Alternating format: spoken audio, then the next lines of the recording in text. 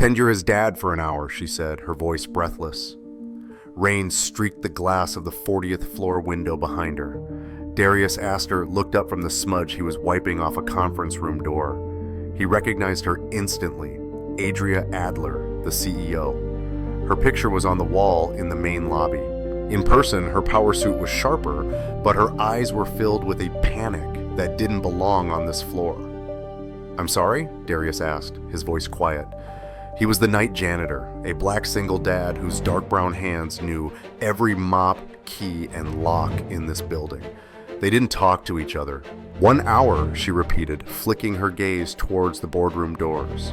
"Matilda Dean, the board chair, is here. She's doing a final review. She insisted on meeting my family." Darius's eyes followed her glance, and then he saw him. A small boy, maybe 7, stood half hidden behind her. He wore a stiff blazer and clutched a small gray stuffed wolf like it was a lifeline. He was staring at the floor, absolutely still. "My husband, he couldn't make it," Adria stammered, the lie thin and unconvincing. Darius knew there was no husband. The whole building knew. He looked back at the CEO, then at the silent boy. He understood. This was a performance and she needed another actor. "Why me?" The question seemed to steady her. "I saw you last week in the lobby with your daughter. You were kneeling to tie her shoe." Her voice dropped. "You looked like you knew what you were doing." The unspoken part hung in the air between them. "And I don't." Darius felt a cold knot tighten in his gut. This was wrong. He was a father, a real one. It was the only job title he cared about. Faking it felt like a betrayal of his own daughter, Amara. His dark brown fingers tightened around the cleaning rag. He shook his head slightly, a silent no. Adria saw the movement and her panic surged. "I'll pay you," she said quickly, the words tumbling out. "Your salary for a year. Just name it." Darius's jaw set. He looked past her at the boy, who still hadn't looked up. He saw the tension in the boy's small shoulders. This wasn't about a CEO's contract anymore. It was about the child in the middle of the storm. "It's not about money," he said, his voice firm. He met Adria's gaze. He was just the janitor, a black man in a simple gray uniform on the executive floor. But in this moment, he wasn't the one who was powerless. He let the silence stretch, then gave a single, reluctant nod. "Okay, 1 hour."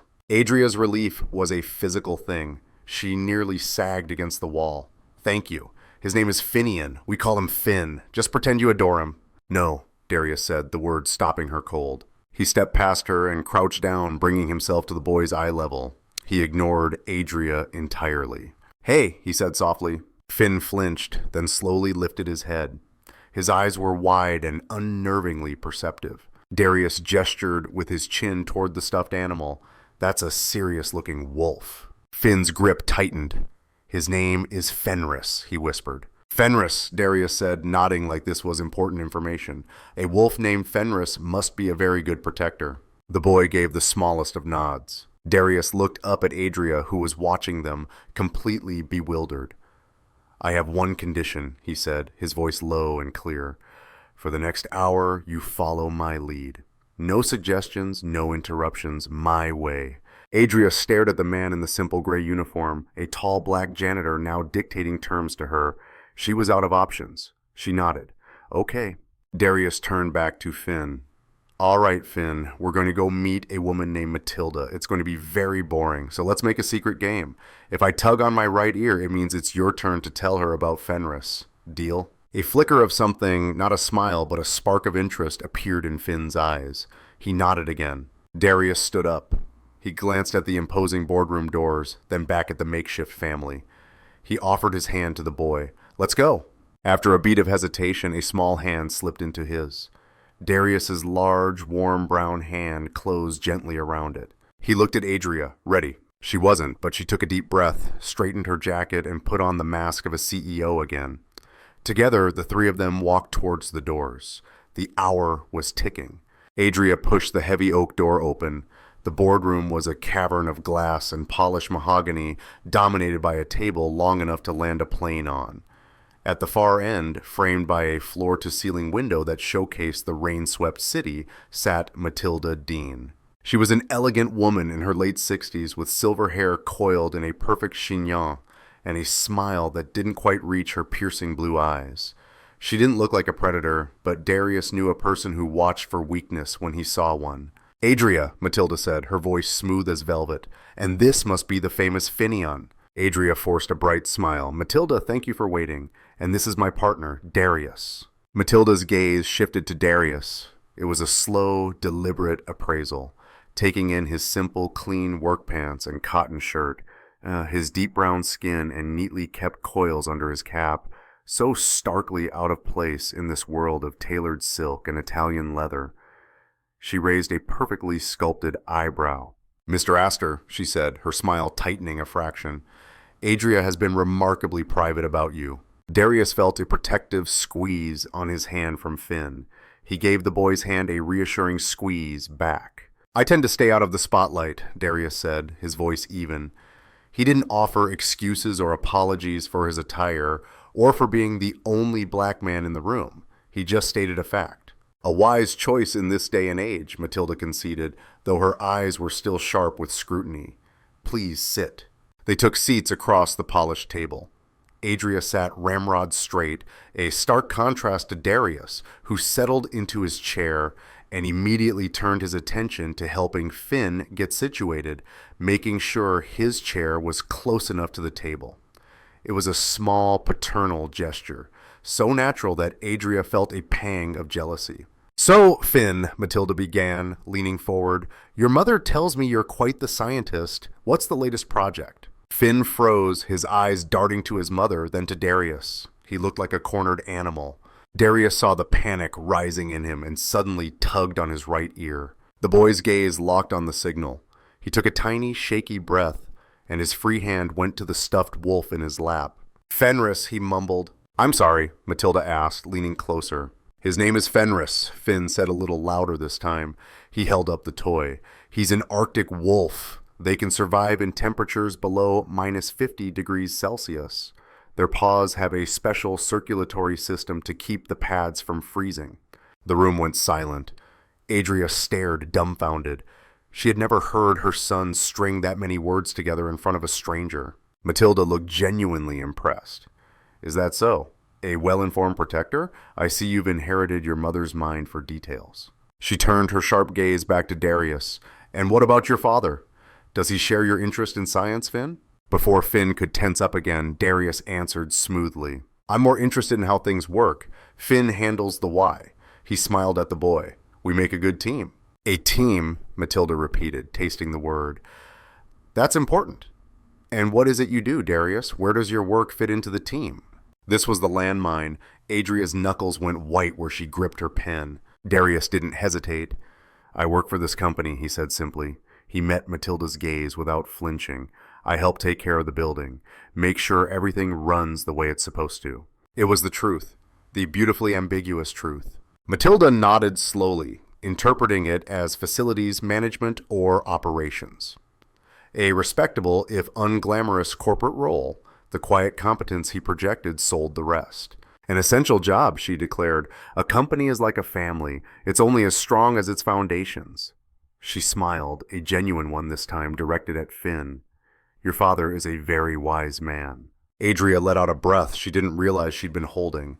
They were navigating it. Darius was navigating it. He was a natural. His quiet confidence as a black man who knew this building better than anyone on that floor was a more effective shield than any lie she could have concocted. For the next 20 minutes, Darius guided the conversation. He deflected questions he couldn't answer with simple, honest statements about fatherhood drawn from his own life with Amara. He spoke of building forts out of couch cushions and the importance of a good nightlight. When Finn would start to fade, Darius would use their secret signal, and the boy would offer another small fact about wolves or robotics, his voice growing a little stronger each time. Darius was building a bridge to the boy in real time, and all of Adria's power and money felt like useless rubble in the face of it. Finally, Matilda glanced at the ornate clock on the wall. "Well, this has been a delight. It's clear you have a wonderful, stable home life, Adria. It sets my mind at ease." She began gathering her things. "I was so pleased to hear you finally set up a proper office for Darius here at the building." It's so important for a man to have his own space. Adria's smile froze on her face. A cold dread washed over her. Darius's expression didn't change, but he felt Finn's hand go rigid in his. Matilda stood up, her eyes twinkling. In fact, why don't we walk past it? Finn, you can show me the picture you drew that your mother said you framed for your father's desk. The air in the room turned brittle. Adria's smile was a porcelain mask threatening to crack.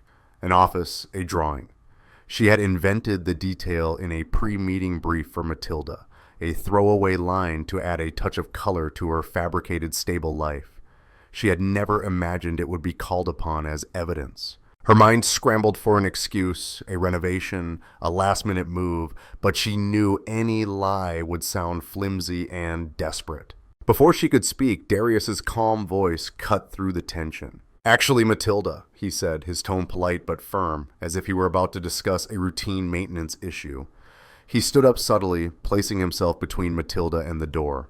"Before we go anywhere, I'm glad I have you here. I noticed something on my way in that I wanted to bring to your attention." Matilda paused, her handbag halfway to her shoulder. "Oh, what is it?" Darius gestured vaguely toward the ceiling in the corridor outside. "There's a small water stain developing on the ceiling tile just above the main electrical junction for this wing. With the storm we're having, I'm concerned about a potential leak. I'd feel better if I could just show you. It will only take a moment." He delivered the lines with the unassailable authority of a man who knows every pipe and wire in the building. Because he did. The stain was real. He'd scheduled it for repair next week. It was a janitor's problem, but in his quiet, confident telling, it sounded like a high-level operational risk. Matilda's focus shifted instantly. A faulty building was a direct threat to her investment. The twinkle in her eye was replaced by a look of sharp concern. "A leak near the electrical? Good heavens, yes, of course. Show me." The topic of the office evaporated. "Adria, Finn, why don't you wait for us by the elevators?" Darius said, already guiding Matilda out of the boardroom and in the opposite direction of the executive suite. He was taking control, steering the most powerful woman in the company with nothing but a janitor's knowledge. Adria watched them go, her heart hammering against her ribs. She sank back into her chair, her legs suddenly unsteady. She looked at her son. Finn was watching the door Darius had disappeared through, his expression not scared but awestruck. He was looking at a hero. "He's very clever," Finn whispered. "Yes," Adria breathed, the word feeling inadequate. "Yes, he is." A few minutes later, Darius returned, his expression placid. "All sorted," he said. "I've had my team shut down the secondary circuit until we can get a look at it in the morning. No risk." Adria simply nodded, unsure what to say. He had saved her, saved them with a lie that was woven from the absolute truth of his real job. They met Matilda by the elevator bay. She was no longer looking at them as a test to be graded, but as a team that had competently handled a problem. "Thank you, Darius," she said, pressing the call button. "Your attention to detail is an asset. It's clear Adria is in good hands both at work and at home." The elevator arrived with a soft chime. Relief, pure and potent, washed over Adria. The hour was almost up. They had survived. Matilda stepped into the elevator, then turned, holding the door with her hand. She smiled, that inscrutable smile again. "This has been so enlightening, so much better than a stuffy meeting." "We were happy to have you," Adria said, her own voice sounding surprisingly steady. "Good," Matilda said, her eyes finding Darius. "Then you won't mind if my assistant calls you to schedule a proper dinner at your home. I'm hosting a small gathering for our Japanese investors next month, and I think a quiet, authentic family meal would be the perfect way to show them the real values of this company." Her gaze flicked to Finn. "And besides, I simply must see that drawing of yours in person." The elevator doors slid shut, leaving the three of them standing in the sudden, ringing silence of the hallway. The 1-hour charade had just been extended indefinitely, and now they had to build a home. The polished steel doors slid shut, encasing Matilda Dean in a quiet hum of machinery. Her reflection smiled back at them for a fraction of a second before vanishing. The silence she left behind was heavy and absolute. It was Adria who broke it. The sound was a choked gasp, the noise of a person who had been holding their breath for an hour and was now drowning in air. "A dinner," she whispered, her voice trembling. She turned to Darius, her eyes wide with a new, higher-octane panic. "At our home? We don't have a home. She wants to see a drawing that doesn't exist on a desk in an office you don't have in a house we don't share. This is a catastrophe." Darius saw Finn flinch at his mother's sharp tone. The boy's hand, which was still loosely held in his, squeezed hard. Darius immediately knelt, turning his back to Adria to shield the boy from her spiraling fear. "Hey, Finn," he said, his voice low and calm, a stark contrast to the panic radiating from Adria. "The secret game is over. You are a champion, the best partner a guy could ask for." He gave the boy's hand a final warm squeeze before letting go. "I need to talk to your mom about some boring adult stuff now. Can you go with her assistant and draw me a picture of Fenris fighting a snow monster? I need to see how strong he is." Finn looked from Darius's steady face to his mother's frantic one. He nodded, the mission giving him a sense of purpose. Adria, jolted by Darius's words, fumbled for her phone, and Speed dialed her assistant. "Jess, I need you outside the boardroom. Now, take Finn to my office." Her voice was clipped and strained. When the assistant arrived and whisked the boy away, Adria's composure finally shattered. She paced the length of the corridor, her heels clicking in agitated rhythm on the marble floor. "It's over. I'm ruined. A dinner with investors. She's testing me. This was all a test, and I failed." She ran a hand through her perfectly styled hair, messing it up. "I have to call her, make an excuse, a family emergency. And what happens when she wants to reschedule?" Darius's voice was quiet, cutting through her frantic monologue. "What happens when she sends a gift basket to your home address and finds a penthouse for one?" Adria stopped pacing. She stared at him. "Then what do you suggest we do? You heard her. This isn't an hour anymore. I don't even know what this is." "I know," Darius said. The deal was for 1 hour. The hour was up. He could walk away. He could go back to his quiet life, to the scent of sawdust in Amara's elementary school classroom and the simple peace of his small apartment. He could leave this powerful, terrified woman to the mess she had created. But then he thought of Finn's small hand in his. He thought of the flicker of life in the boy's eyes when they'd played their secret game. Walking away felt like pulling a lifeline from a drowning child. "The deal was for an hour," he said, making sure she understood the choice he was making. "That hour is done." Adria's face paled. "I know, I'll double the money, triple it." "I told you it's not about the money," he said, a hint of steel in his voice. He crossed his arms, his posture solid, immovable. "You have an apartment, don't you?" "Of course I have an apartment," she shot back, her voice brittle with stress. "It's a penthouse 2 miles from here. It's all glass and white leather. It looks like a magazine, not a home. There isn't a single fingerprint on anything that wasn't put there by a housekeeper." "Then we make it a home," Darius said, the words simple and direct. Adria stared at him, baffled. "What are you talking about? How?" "By making it messy," he said. "A real home is messy. It has scuff marks and mismatched coffee mugs and a kid's drawing stuck to the fridge with a magnet that's shaped like a banana." He started thinking out loud, the problem solver in him taking over. "We'll need pictures, framed ones, on the walls, on the tables. A photo of you and Finn at the beach, one of me and Finn at a park. Those photos don't exist." "We'll take them," he countered. "This weekend. We'll need toys that look like they've actually been played with. A half-finished puzzle on a table. A pair of my boots by the door." He paused. "My life has to be in your apartment." A new complication dawned on Adria's face. "Your life?" she repeated slowly. "Darius, what about your daughter? Where does she fit into this perfect family?"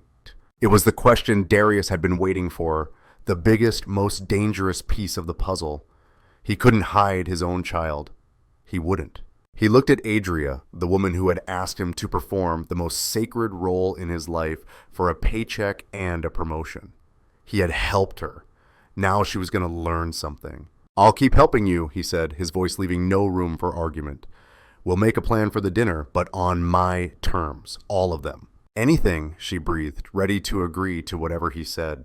"Good," Darius said, "because our first step has nothing to do with your apartment or Matilda's investors." He took a step closer, his gaze pinning her.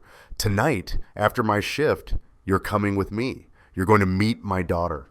You're going to sit in my messy living room and see her homework on the table." He let the words sink in. "If you want me to build you a fake family, Adria, you're going to have to spend some time with a real one first." The drive to Darius's apartment was silent. Adria sat in the back of her chauffeured town car, the smooth leather cool against her skin, and watched the city's landscape shift from glittering corporate towers to low-slung brick apartment buildings. Darius sat in the front passenger seat, having given the driver the address in a low, even voice. He looked perfectly calm, as if escorting his CEO to his humble home was a routine part of his day. The building was a clean, 3-story walk-up with a tidy row of hedges out front. It was aggressively normal.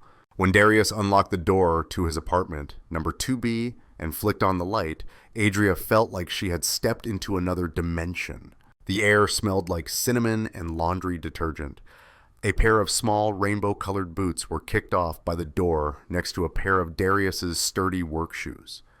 The living room was small, dominated by a comfortable-looking couch with a lumpy hand-knitted afghan thrown over it.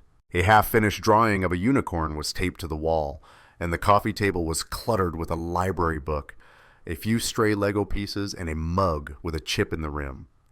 On a side table sat a framed photo of Darius, Amara, and his late wife, a beautiful black family, their deep brown skin glowing in the sunlight as they smiled at the camera.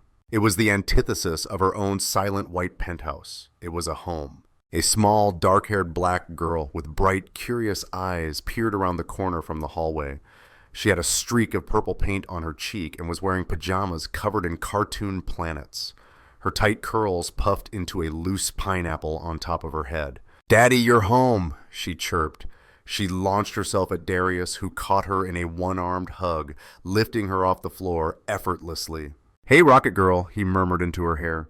"Did Mrs. Gable get you dinner?" "Spaghetti," the girl announced. She then leaned around Darius, her gaze landing on Adria. She stared, her head tilted. "Who's that?" "Amara, this is Adria. She's my boss," Darius said simply, setting his daughter back on her feet. "She's going to hang out for a little while." Amara took a step forward, her expression serious. "Why are you so fancy?" she asked, pointing a small spaghetti sauce-stained finger at Adria's silk suit. "Is it a costume?" Adria froze. She had chaired meetings with hostile foreign governments and had never felt so thoroughly scrutinized. "I know, it's what I wear for work." "Oh," Amara said, as if this was a deeply unsatisfactory explanation. She looked at Darius.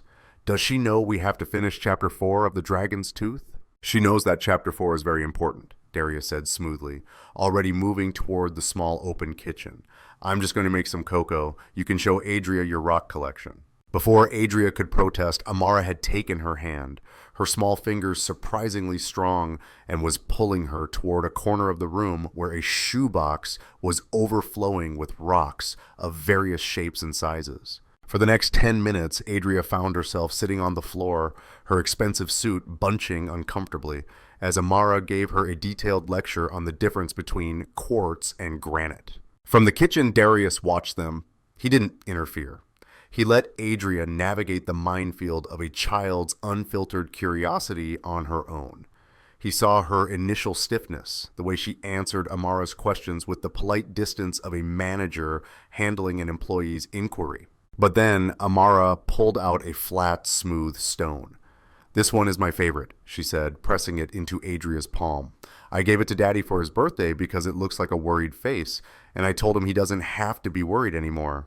Adria stared at the rock. It did look like a worried face. She looked up and met Darius's eyes over the kitchen counter. He gave her a small, almost imperceptible nod.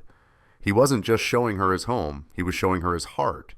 An hour later, Amara was tucked into bed, and the apartment was quiet except for the hum of the refrigerator.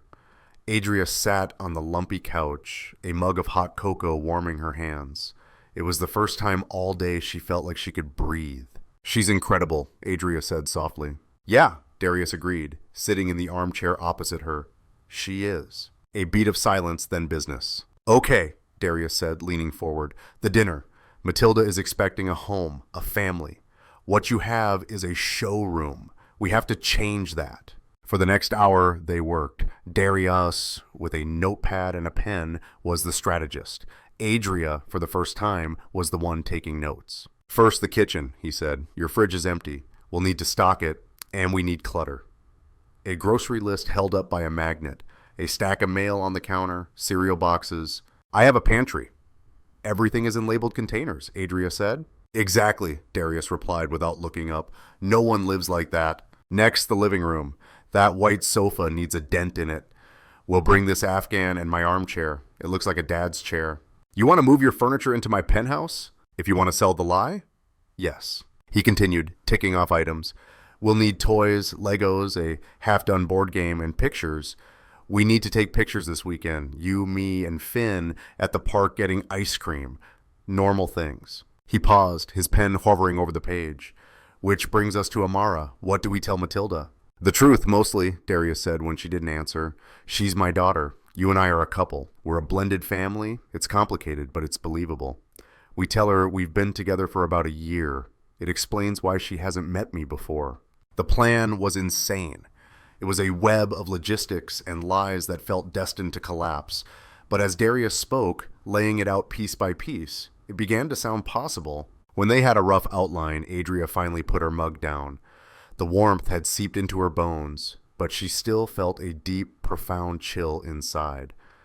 She looked around the small, love-filled room, at the unicorn drawing and the chipped mug, and a wave of loss for her own life hit her with breathtaking force. She looked at Darius, the janitor, the fake father, the master strategist.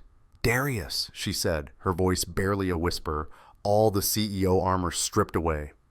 "How do you do it with Amara? How do you always know the right thing to say?" Darius stopped writing. He looked at her, and his expression was not one of pity, but of simple, sad understanding. "You just listen to what they're not saying," he said, "and you show up.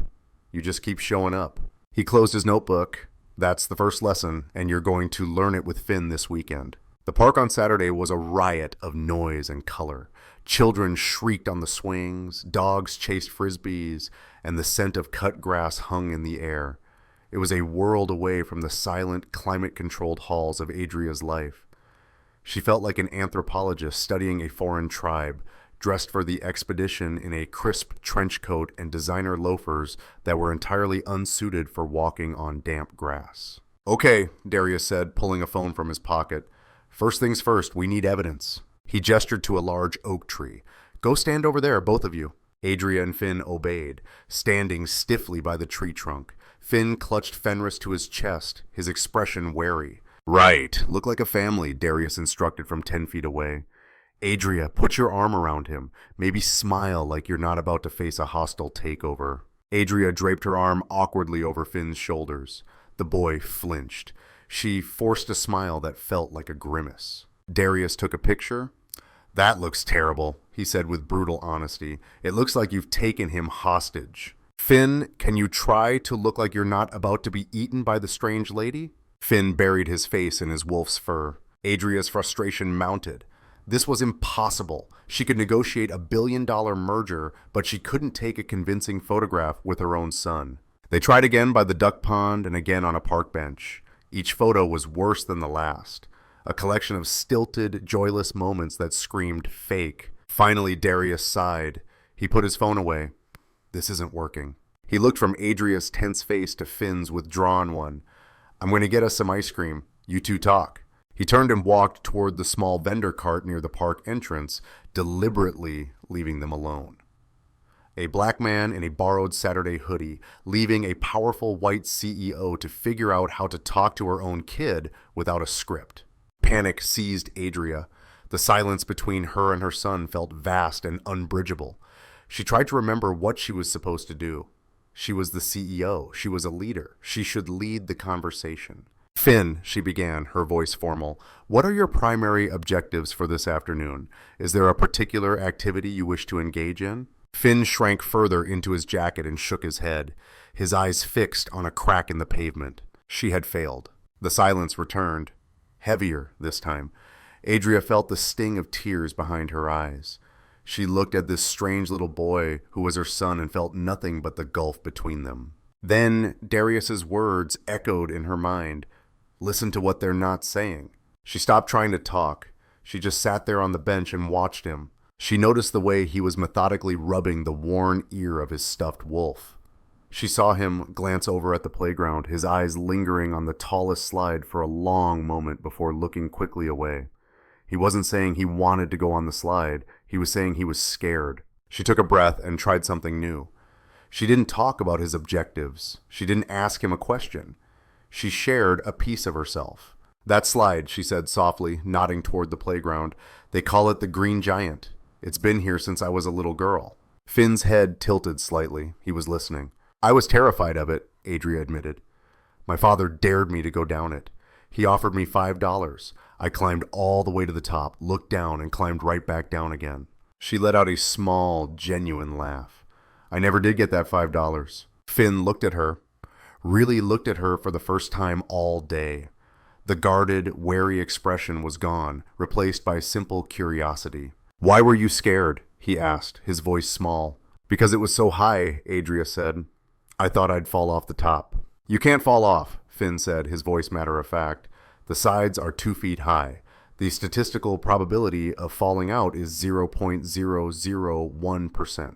Adria stared at him. How do you know that? I read it on the sign, he said, pointing to the small plaque at the base of the slide. A slow smile spread across Adria's face, a real one this time. Well, she said, I guess I didn't have all the data.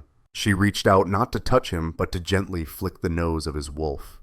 Maybe Fenris would be brave enough. Fenris isn't scared of anything, Finn said with a hint of pride.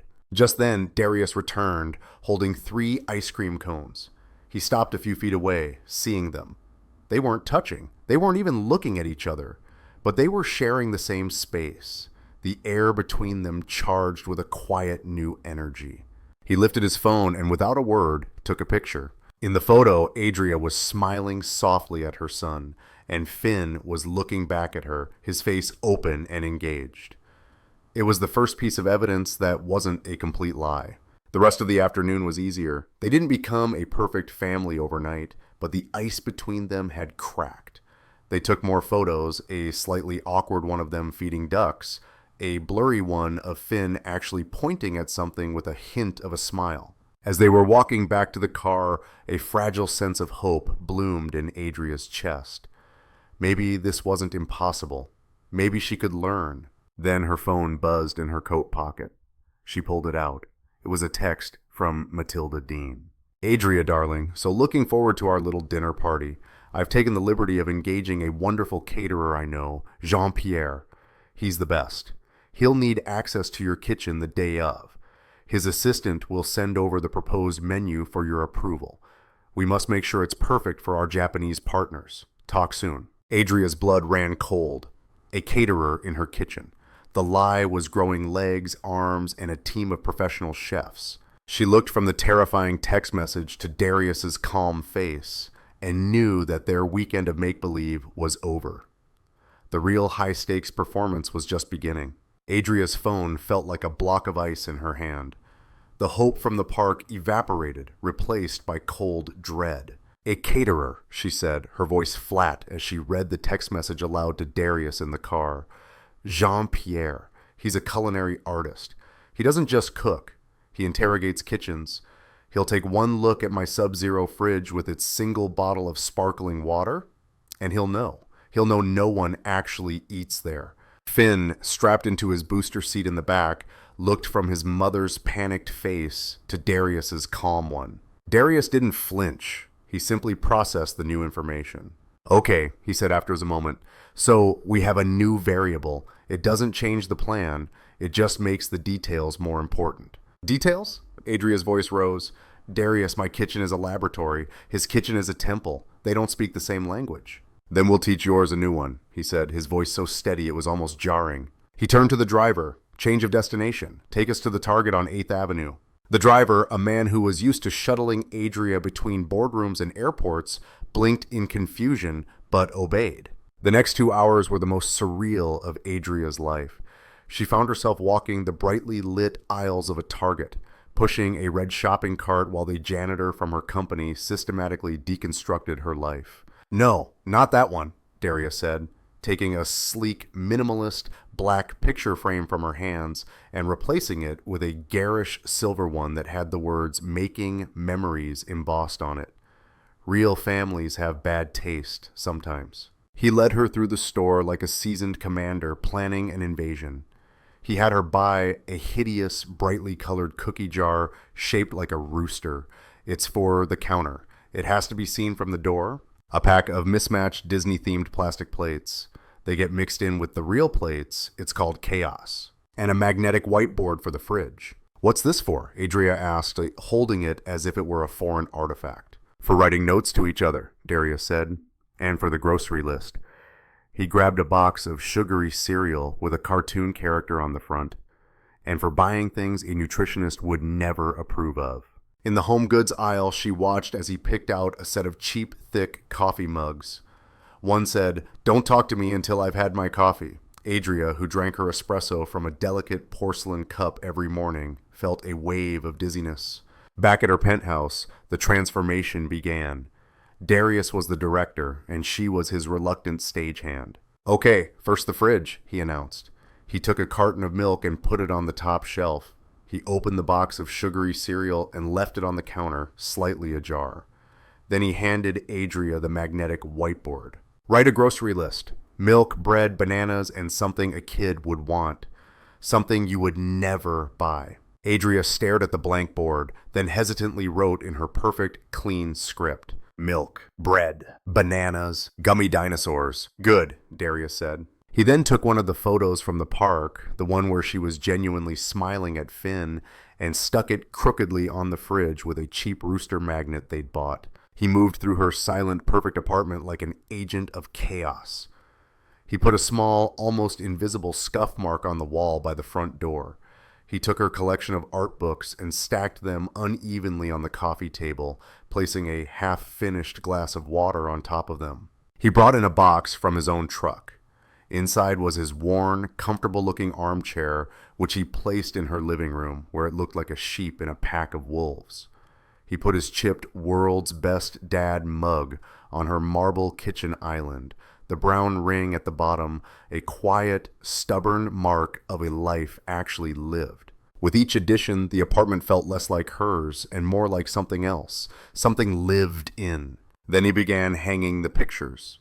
He put the tacky "Making Memories" frame on a side table, the photo of the three of them by the duck pond looking strangely at home in it. Adria watched him work.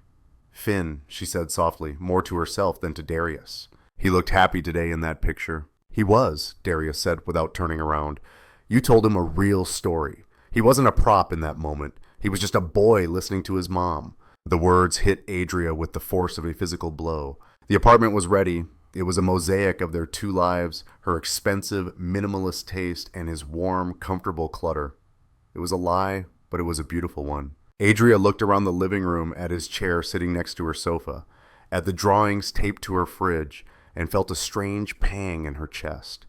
It felt more like a home than it had in the 7 years she'd lived there. The doorbell rang. They both froze. They weren't expecting anyone. Jean-Pierre wasn't due for a preliminary visit until tomorrow afternoon. Adria's heart pounded as she went to the door and opened it. Standing in the hallway was a tall, severe-looking man with a pencil-thin mustache and a chef's jacket so white it was blinding. "Bonjour," he said, his voice thick with a French accent. "I am Jean-Pierre. I was in the neighborhood and I wished to see the space, to feel its ambiance before I begin my work." He swept into the apartment before Adria could respond, his critical eyes darting everywhere, taking in every detail of their carefully constructed lie. Darius stood motionless by the kitchen island, his deep brown face a mask of calm. Jean-Pierre walked through the living room, his gaze lingering on Darius's armchair. He circled the kitchen island, his eyes narrowed. He stopped in front of the refrigerator. He stared at the drawings, the magnets, the crooked photo from the park. Then he reached out a long, slender finger and gently tapped the rooster magnet holding up the picture. "Ah," he said, his tone utterly unreadable, "a family of very specific taste." Adria's heart seized. She opened her mouth to say something, anything, but no words came out. Darius stepped forward slightly, placing himself in Jean-Pierre's line of sight, a subtle move that drew the chef's attention. The rooster is my daughter's contribution, Darius said calmly, nodding towards the garish cookie jar. She believes every kitchen needs a rooster. Jean-Pierre's eyes shifted to Darius, taking in his simple clothes and the quiet confidence in his stance. Ah, he said, the father. I see the chaos has an architect. His gaze swept the room again, this time with a different kind of scrutiny. He was not just looking at the objects, he was reading the story. He glided over to the stove, a top-of-the-line Wolf range that was immaculately clean. A magnificent machine, he murmured, running a finger over the steel. He turned to Adria, his eyes sharp. You must cook for the boy often. What is his favorite dish that you prepare for him? It was a dagger of a question aimed directly at her. Darius stood perfectly still, offering no help. This was her test. Adria's mind went blank. Pasta, macaroni and cheese. The answers felt generic, false. She remembered Darius's words. Listen to what they're not saying. She thought of Finn in the park, of Amara on the floor with her rocks. What was real? He likes dinosaur-shaped chicken nuggets, she said, the words feeling foreign and honest on her tongue. Her gaze met the chef's, but only when Darius makes them. He says I always burn them. A dead silence fell over the room. Adria braced for the accusation, the knowing smirk. Jean-Pierre stared at her for a long, unbearable moment. Then he threw his head back and laughed. It was a loud, booming, genuine sound that filled the entire penthouse. Magnifique, he roared, clapping his hands together, a mother who admits she cannot cook. This is the most authentic ingredient in the entire apartment. He beamed at them, his previous severity melting away into pure artistic delight. Now I understand. This is a kitchen of love, not of technique. This I can work with. This has soul. The tension snapped. Adria felt a giddy wave of relief so strong it almost made her laugh too. They had passed. She had passed. After the chef left, having pronounced the kitchen perfectly imperfect, Adria and Darius stood in the middle of the living room, the fake home they had built around them. You were good, Darius said quietly. I told the truth, she replied, a note of wonder in her voice. It was easier than lying. The days leading up to the dinner were a blur of calculated preparations. They coached Finn, turning their fake history into a game of spy school. Darius would ask, Agent Finn, where did your mom and I have our first date? And Finn would giggle and say the answer they'd invented, the hot dog stand by the Science Museum. They spent evenings in the staged apartment learning the rhythms of a life that wasn't theirs. Adria learned that Darius took his coffee with 2 sugars. Darius learned that Adria had a secret fondness for old black and white movies. They were building a fortress of lies, but the bricks were small, startling truths about each other. The night of the dinner arrived. The penthouse was filled with the warm, savory smells of Jean-Pierre's coq au vin. The lights were dimmed.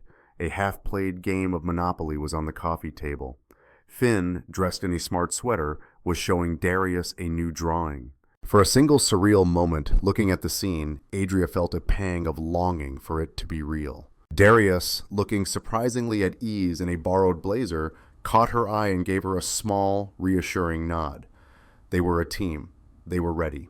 The doorbell rang. Showtime. Darius opened the door. Matilda Dean stood there beaming, a bottle of expensive wine in her hand. It smells divine, she declared, sweeping into the room. Adria, Darius, your home is just wonderful, so full of life. Matilda, welcome, Adria said, her voice smooth. I do hope you don't mind, Matilda said, turning back toward the doorway. I ran into someone on my way in, and I simply insisted he pop in for a drink before the investors arrive. She smiled brightly. A little reunion. A man stepped into the apartment from the hallway. He was a portly, balding man with a kind but bureaucratic face that Darius recognized with a jolt of ice-cold dread. It was Ken Henderson, the company's head of human resources. Matilda gestured warmly between the two men. You remember Ken, don't you, Darius? From your department. Ken Henderson's friendly smile froze on his face as he looked at Darius. Ken was the man who had personally processed Darius's employment paperwork. The man who knew his official job title was custodial services. Who knew his listed home address was a second-floor walk-up in a different borough. And who knew that his marital status, clearly stated on Form W-4, was widowed? The man from HR stared at the janitor, a black widower he knew from the files, who was now pretending to be the CEO's partner in her gleaming penthouse, next to a child that wasn't his listed dependent. His brain visibly tried to solve an impossible equation. The air crackled. Ken Henderson's friendly smile faltered, replaced by a look of profound confusion. He was a man of data and processes. His brain was trying to reconcile the file in his head. Darius Astor, custodial services, widowed, with the man in the borrowed blazer standing proprietarily in the COO's penthouse. The equation did not compute. Adria felt the blood drain from her face. This was it. The end. A single word from Ken and the entire house of cards would fivefold. But Darius didn't give him the chance to speak. Before the silence could curdle into an accusation, he stepped forward and extended his hand to the HR chief, his grip firm, his eyes level. "Ken, it's good to see you outside the office," Darius said, his voice a paradigm of calm. The simple, confident action forced Ken's hand. He automatically shook Darius's, his mind still reeling. "Darius, yes, you too. This is a surprise." Adria, jolted into action by Darius's lead, found her voice. "Ken, wonderful to see you. Darius has told me so much about the fantastic work your department does with employee wellness. We were just discussing it." She manufactured a brilliant smile, linking her arm through Darius's, a gesture of ownership that was both a performance for Matilda and a lifeline for herself. Matilda, still beaming, saw only a happy reunion.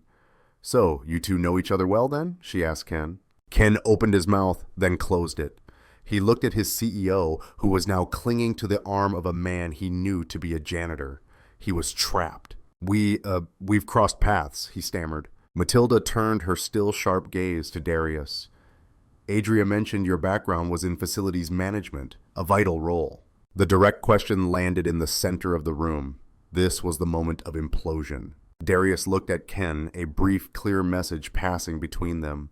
"Follow my lead." He then turned to Matilda, his expression open and sincere. "Matilda," he began, his voice steady, "Adria has been generous in her description of my job. The truth is, that's not where I started." He paused, letting the anticipation build. Adria held her breath. "When I first came to this company, I was in custodial services," Darius said plainly. "I was the night shift janitor on the executive floor. That's how we met." An audible silence fell over the penthouse. Matilda's smile froze. Ken Henderson looked like he might faint. Adria, realizing the genius of Darius's play, jumped in, her voice filled with a warmth that was almost real. "It's true," she said, looking at Darius with a soft, practiced adoration. "I'd see him late at night when I was working on budgets. He was so quiet, so dignified. He never seemed impressed by any of this." She gestured around the expensive room. "Frankly, he was the most grounded person I'd ever met." She gave a small, self-deprecating laugh. "I asked him out for coffee. He turned me down 3 times. Ken Henderson's jaw went slack. He was no longer trying to reconcile an employment file with a lie. He was witnessing the secret office romance of the decade. "He said he didn't want to complicate his life," Adria continued, weaving the fiction with threads of truth, especially with a young daughter at home. "So we kept it quiet, very quiet, for a long time. It was only recently that we decided." She trailed off, squeezing Darius's arm. The new story was perfect. It was scandalous, romantic, and deeply humanizing. It explained everything: Darius's simple clothes, his lack of corporate polish, the secrecy, Ken's surprise. It turned Darius from a liar into a man of integrity, and Adria from a ruthless CEO into a woman who valued character over status, a white executive who'd fallen for the black janitor who kept her floor running. Matilda Dean stared at them, her mind processing the bombshell. Then a slow, genuine smile spread across her face. She let out a short, sharp laugh. "Well, I'll be," she said, shaking her head in disbelief, "a janitor and a CEO." She looked at Darius, her respect for him visibly deepening. "Young man, you are a far better judge of character than half my board." She then turned to Adria. "My dear, you are full of surprises, and I am delighted by every single one of them." The crisis had passed.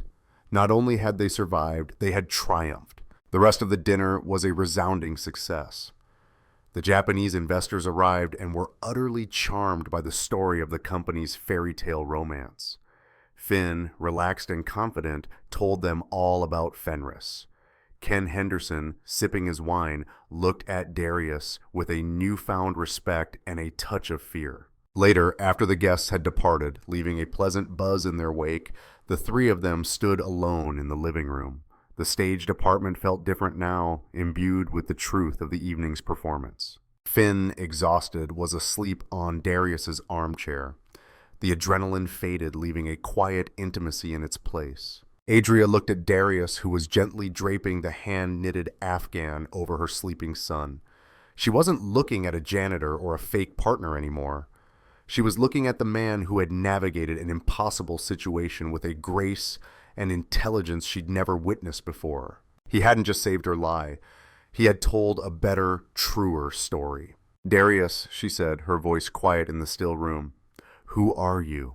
Darius looked at the woman before him, the CEO whose empire he had just saved with a story about being a janitor. Her question hung in the air, simple and vast.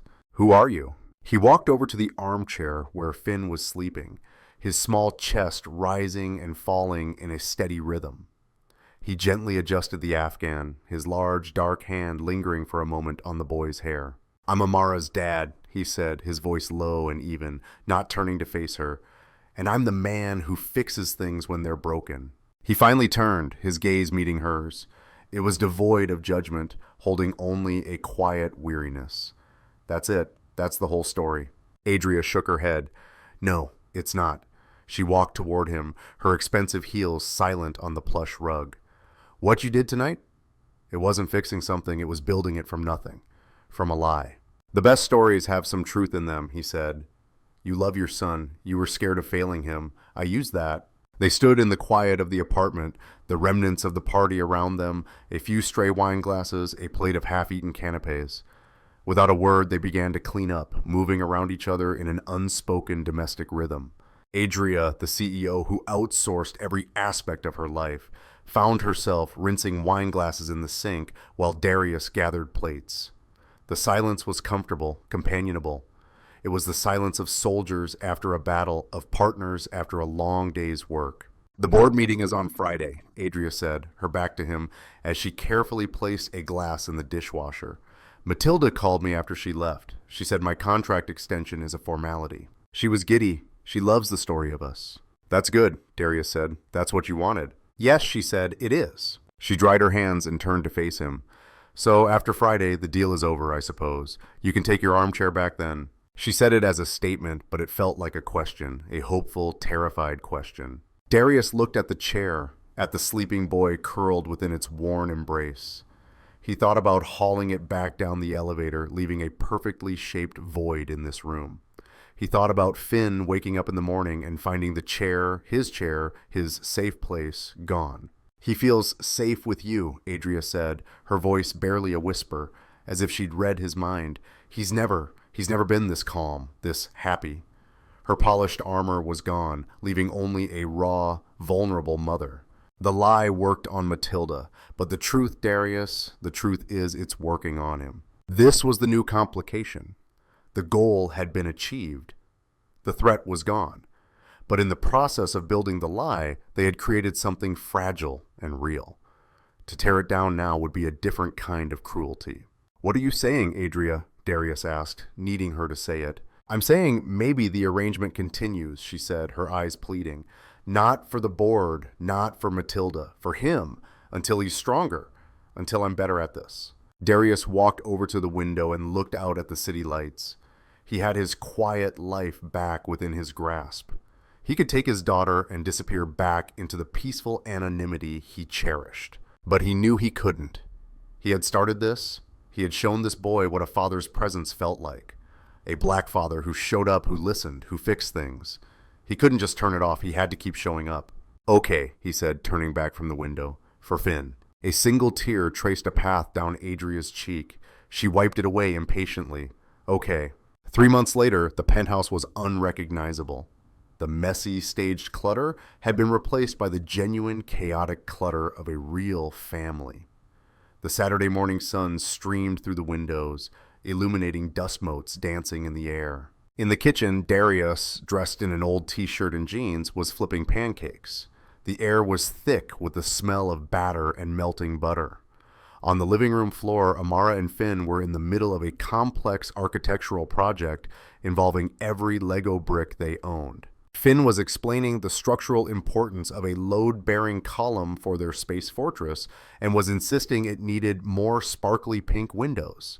Their bickering was a happy, constant hum. Adria sat at the kitchen island. She was wearing a pair of gray sweatpants and one of Darius's old, soft sweatshirts. Her hair was in a messy bun, and she held a coffee mug, the one that said, "Don't talk to me until I've had my coffee." She wasn't checking emails. She wasn't reviewing reports. She was watching her son and his sister. She was watching her family. "You're getting good at this," Darius said, sliding a plate of pancakes in front of her. "This doing nothing thing." She smiled, a real, easy smile that reached her eyes. "It's harder than it looks. Far more complex than a corporate acquisition." "I know," he said, leaning against the counter next to her. "The stakes are much higher."